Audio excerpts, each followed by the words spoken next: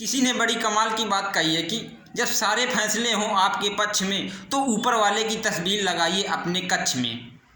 एक बार एक आदमी अपने ऑफिस से अपने घर आ रहा था। शाम को 5 बज गए थे और रात होने लगी थी।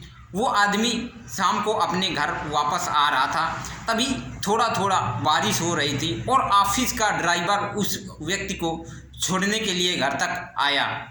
जब वो आदमी उसे छोड़ने के लिए आया और वो छोड़ करके अपनी कार से छोड़ करके वापस फिर चला गया कार लेकर के, क्योंकि वो कार ऑफिस की ही थी।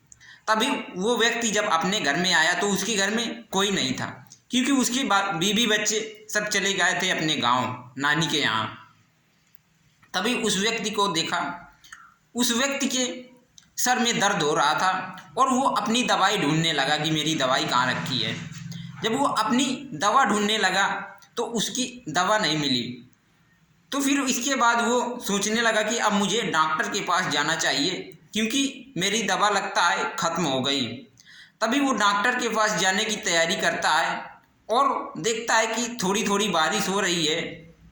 फिर कुछ समय बाद वो सोचता है कि अब मैं कैसे जाऊं, क्योंकि मेरे पास कोई गाड़ी भी नहीं है और थोड़ा थोड़ा बारिश भी हो रही है।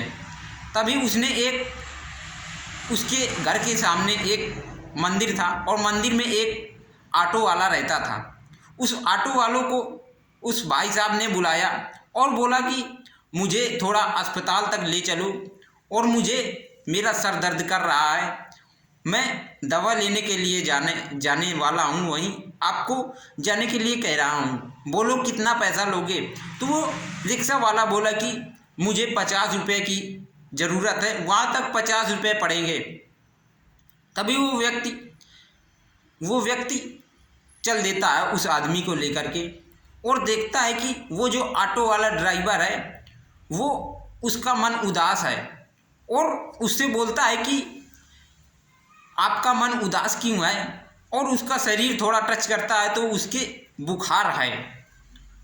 बुखार है। तो वो सोचने लगा कि ये व्यक्ति कैसे रहता है और इसके पास ज़्यादा पैसे भी नहीं रहते हैं, सवारी भी नहीं मिलती है ज़्यादा, तो ये व्यक्ति कैसे रहता होगा।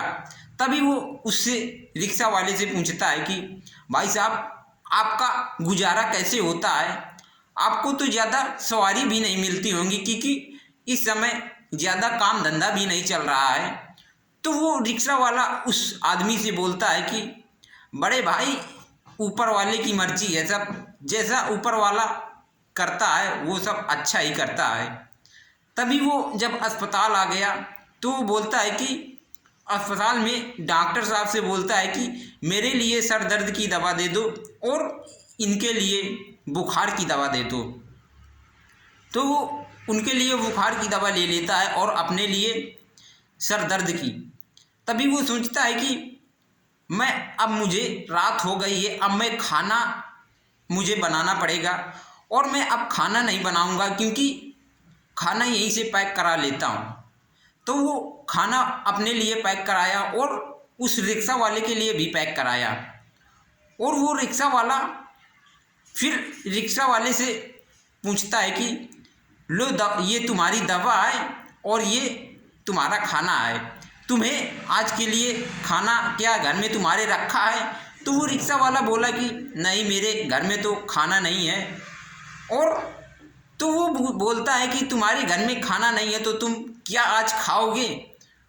वो आदमी बोलता है रिक्शा वाला कि भगवान जो चाहेगा वही होगा, अगर भगवान की मर्जी होगी तो मुझे खाना खिलाएगा और अगर मर्जी नहीं होगी तो मैं आज भूखा ही सो जाऊंगा। तभी उसको दवा भी मिल गई और खाने के लिए भोजन भी मिल गया। वो भगवान का शुक्रिया अदा करता है कि भगवान, मैंने आपसे बोला था कि किसी दिन अपनी बुखार की दवाई लेने जाऊंगा डॉक्टर साहब के यहाँ और दवा लाऊंगा, और मुझे छोला भटूरा खाने को भी मन था और आज आपने मुझे छोला भटूरा भी दे दिया और मेरे लिए दवा भी दे दिया। भगवान, आप जो करते हो सब अच्छा करते हो। तो आप लोग किसी भी चीज़ में हार जाते हो, लेकिन ऊपर